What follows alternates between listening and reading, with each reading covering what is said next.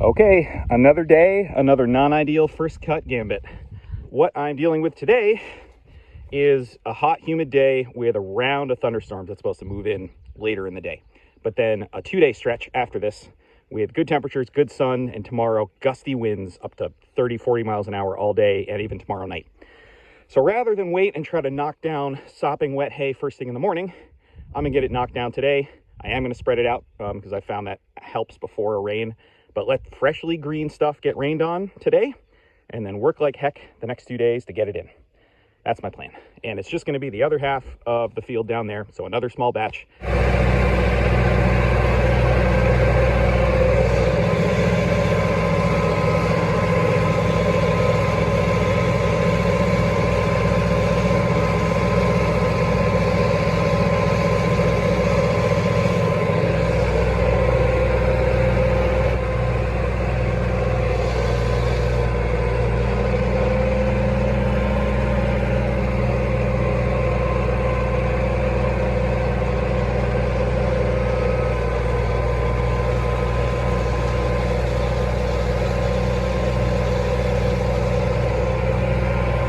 Well, my dreams of the ground drying out enough to take a few more swaths off the edge of the top of this field are not coming true, and that's okay. That's what the year is. So, you know, I'm banking that even if it'll dry a little bit today, the showers or rain won't hurt it too much because it'll still be in the first day. And again, comparing to the end of first cut, even a little bit of rain damage in the first day, minimal, because hopefully there'll still be plenty green. Still better than August first cut.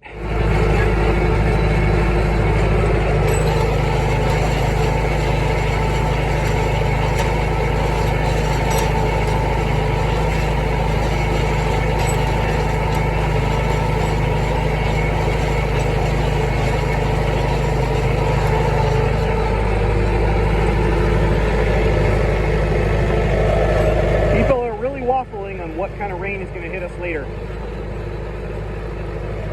And without a conditioner on my mower, I do know that having these swaths get pummeled by a heavy rain while still green, it'll plaster stuff to the ground.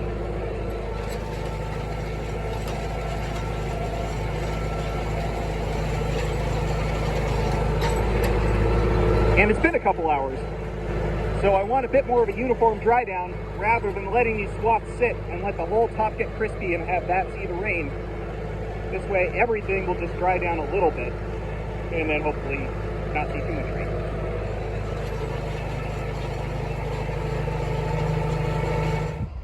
Well, it's about 5:30, same first day. We were just at a cookout for a friend's birthday, a town and a half away or so. No rain yet. It has just been hot and sunny. And it's just what I thought. This whole top layer is real crispy. And a lot of the field's in the shade. Some of it's still in the sun. And the problem is in the morning, it's going to be the opposite of this. I often can't ted this field again until around 11 a.m. To actually try to have the dew burned off of it because of all the shade. And the threat of rain is not entirely over yet. So what I'm trying to weigh right now, on the bottom of this, it's much greener. Boy, it dried a lot though. Some rain right now would actually be kind of a bummer. So I'm trying to decide if I give it another tedding right now to allow what's in the sun to dry a little more, but more importantly, to actually bury the super crisp stuff and get some of the more green stuff on top to shield it a little if we did get some more rain. But the breeze is great. I don't know. I might ted it anyway. That can give me a jump on tomorrow and maybe free me up to do some more stuff on Saturday if I need to, like mowing another field. See, right in here is a perfect example. There's so much green under it.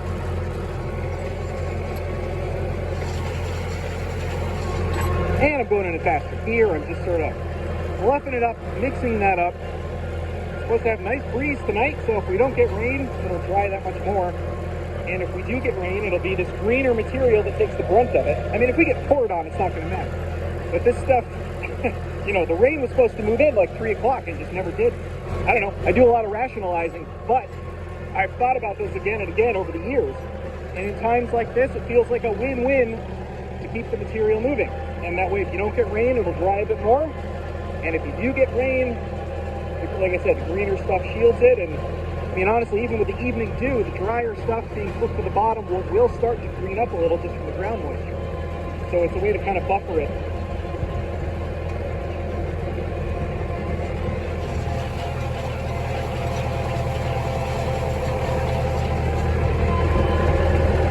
Plus, I was realizing this is the first mowing day so far this year that's actually felt like summer.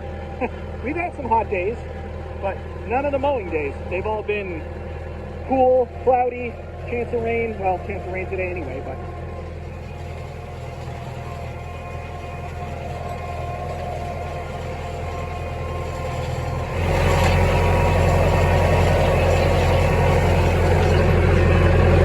well, it's just about 10 a.m. and not only did we get no rain, but the wind blew all night. There was almost no dew this morning. I probably could have come out here earlier. So this stuff has made a lot of progress. It was quite a gamble. But today is supposed to be just like this, sunny and incredibly windy.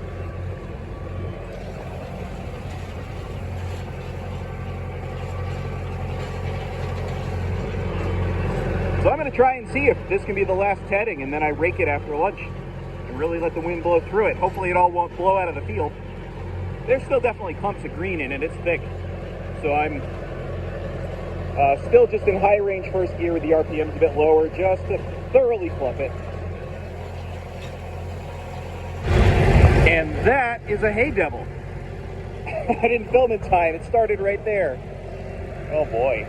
Well, I might not want to rake it early today. Jeez. Well, once again in some downtime, I'm doing way too much work fussing around with bales. So here's the last video, the batch that I squeaked in. And we've got 30-something that are well above 22% that I'm going to send home with Summon as half-price feeders, because that's too much of a funk. You can smell it. Got some good ones right here. That's all good stuff that was stacked from another field.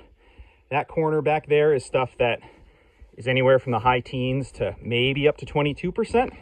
That I do want to see if it'll sweat out and be okay. So I'm making a stack and then a gap and then another stack. So yeah, you know, all the stuff here that's stacked, that's from the top of this field here. That's good stuff. But 128 bales, they came out a lot more iffy than I thought. And I'm sure it was stem moisture. So those of you talking about a conditioner, I get it. I still prefer not having a conditioner. But times like this, you know, that would be nice if I magically had the horsepower and the money for it. Or preservative applicator setup. Doesn't usually happen like this in first cut, but trying to slam that real quick batch out, as much as we got that amazing sun, you know, there's still some juiciness in the stems. So anyway, at least, you know, I'm not panicking and unloading everything that's higher as feeder bales. Like I said, I'm going to sit on these and monitor them and see how they do and see if it sweats out and comes down. But stuff that's upward of 24-25%, I'm not keeping that in this barn. I've never tried salt either, especially in other people's barns. I've always been hesitant to do that. But I know some people have luck with it. Around here, people really don't do salted hay. And customers, I mean, I think I'd have to discount it pretty significantly if I salted it. But these are all things to think about, I guess. And as these years keep getting weirder and wetter and more humid and less predictable.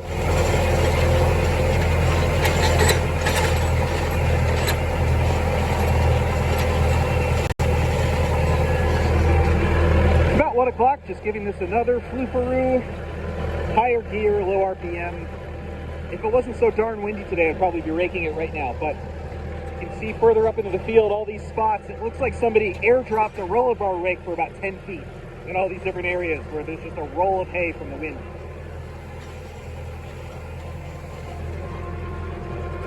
So I think if I put it in windrows, a lot of it would get blown way the heck all over the place.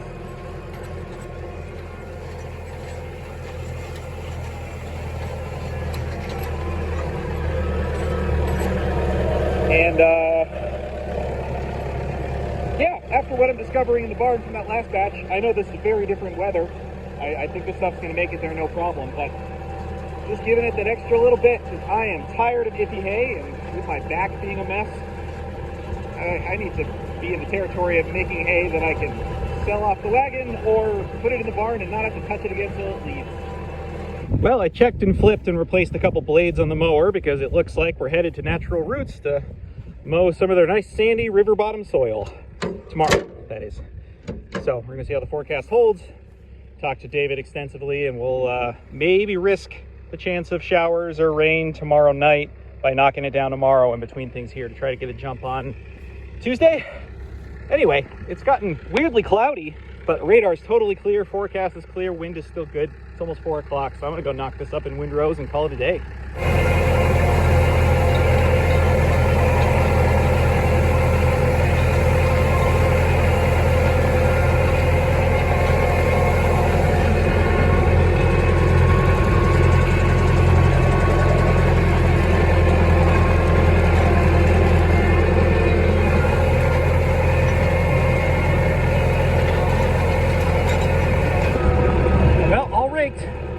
See if the wind does its thing. See if the rows are still in the field tomorrow. But I can see and smell it still needs some time. So I'm hopeful it'll cure a little more today. And then tomorrow.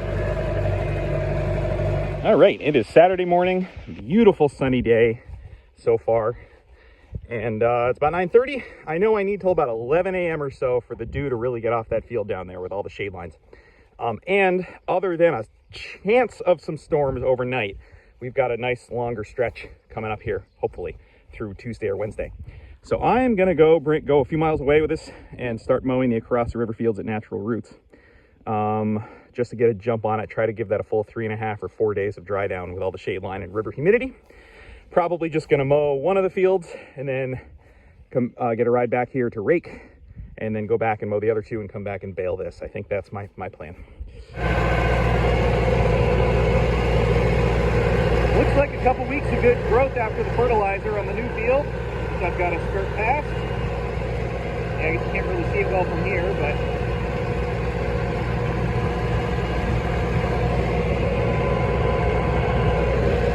yeah, we'll see. I'm sure it'll be August before I'm back there unless something crazy happens. All right, headed over the river and through the woods. They've got about 5 acres of small fields across the river. We're doing those first this year. Try to get those numbers solid and have them take all that hay. We've got a 2-acre field on the other side of the river that way that's nice and flat, that has shade and some weeds, but decent grass that they utilize for their draft horses. And then all the way across their crop fields, 2 other smaller fields. So about 5 acres. All right, here's the first field, about 2 acres. Their house is just up there, so this is way on the north end of the farm. Nice and flat, open, just like I said, some shade and some weeds. We'll break for turtles. I think this little guy's okay.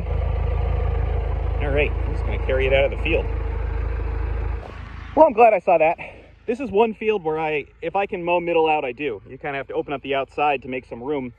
But, you know, this is sandwiched between a river and just tracts of woods, and all kinds of critters love living in here. So, you know, chasing a turtle out of the field, middle out, I don't know how well that'll work, but rabbits, any fawns that are old enough to jump up, it does help.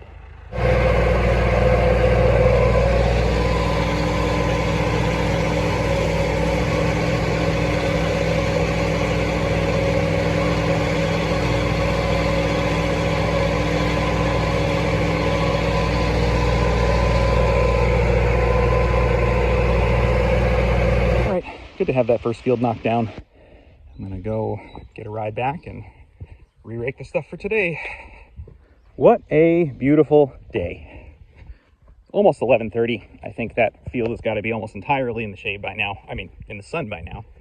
So just gonna flop those windrows over, have some lunch, go back, finish mowing, come back, and hopefully bale.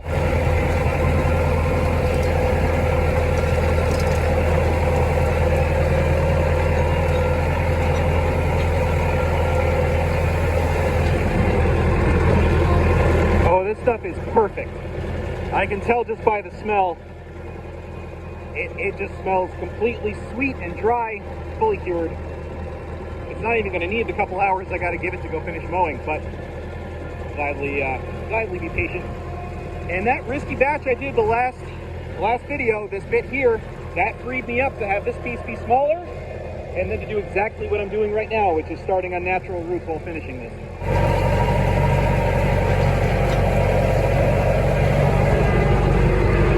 I don't know about the rest of you. A good, satisfying re-rake on a baling day that should be perfect. Just about one of my best feelings. And seeing that color difference of what's been sitting out in the sun versus what's getting flipped up is also really satisfying.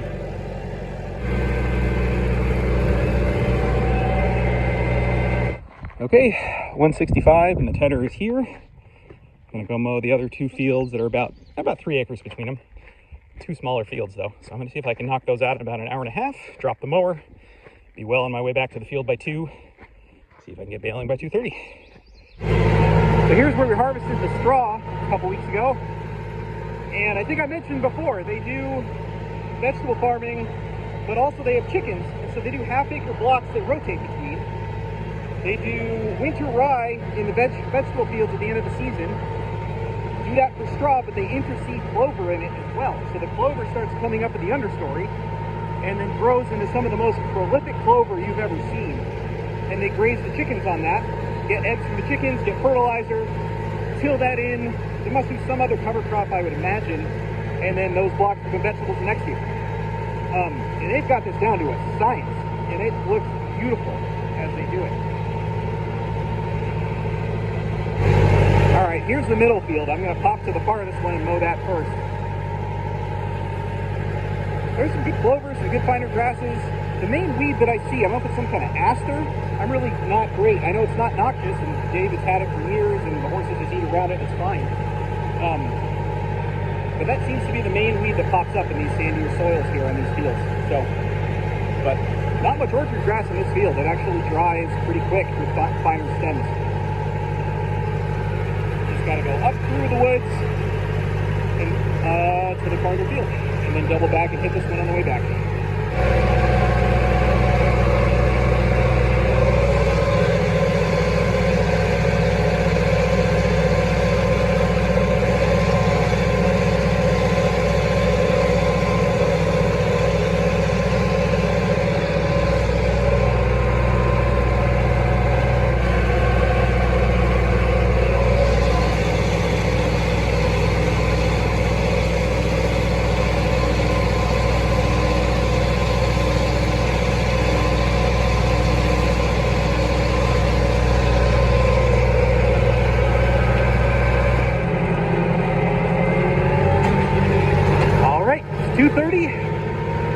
Down there ought to be perfect by now.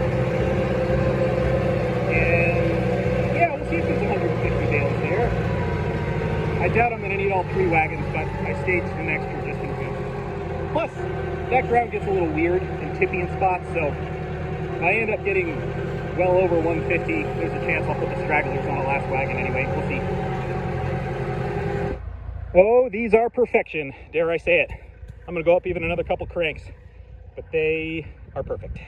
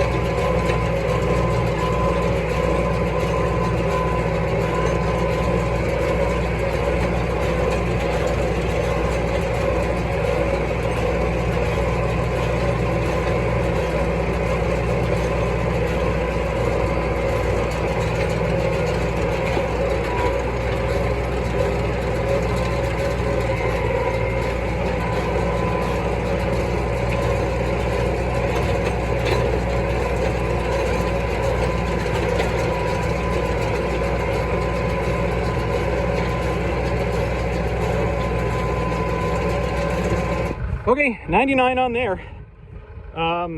Yeah, I think there's more than another 50, so we'll see.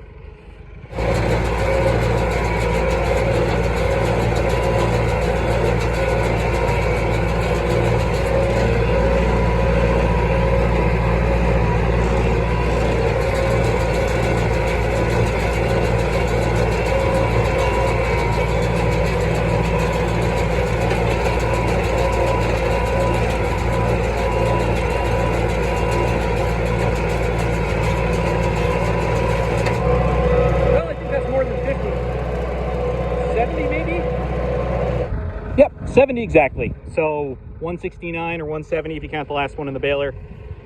For this section, 128 for this one. So that's 300 off this questionable 3 to 3.5 acres. And including all that stuff I didn't bale in the wetness down there last time, we're pretty spot on. Just grabbing wagons. I've got about 80 or so leading off wagon with some people. The rest is going in the barn. People coming to help. It should go easy.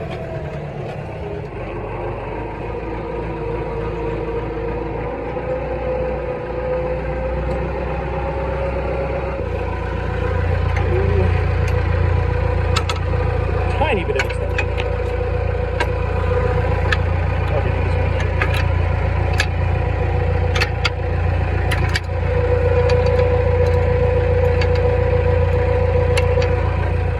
Back up and click that in and away we go. Alrighty, well that's all unloaded and in the barn. And it's 5:30 and the sun is out really strong. And they're backing off on that storm chance tomorrow. Weather Channel's been maintaining this whole time, nothing. The local weather person said it's a very outside chance, and NOAA's downgraded it to 30%. So I'm gonna go TED that out. It's been sitting all day in swaths, and those across river fields are so darn tricky that I want to give it every ounce I can. What I'm worried about is spending the morning watching the radar for the scattered showers coming through, and feeling like I have to wait to TED it. So at least this way it'll get spread out, dry some tonight, and dry more tomorrow. Well, look how those swaths have dried in the last 7 hours. I mean, it's such sandy soil, I'm not too surprised. But this is really taking a gamble that if rain hits that top layer. So, yeah, getting it mixed up. Count the drying tomorrow, and then if it gets rained on, hopefully it'll at least shield some of the super crispy stuff on top.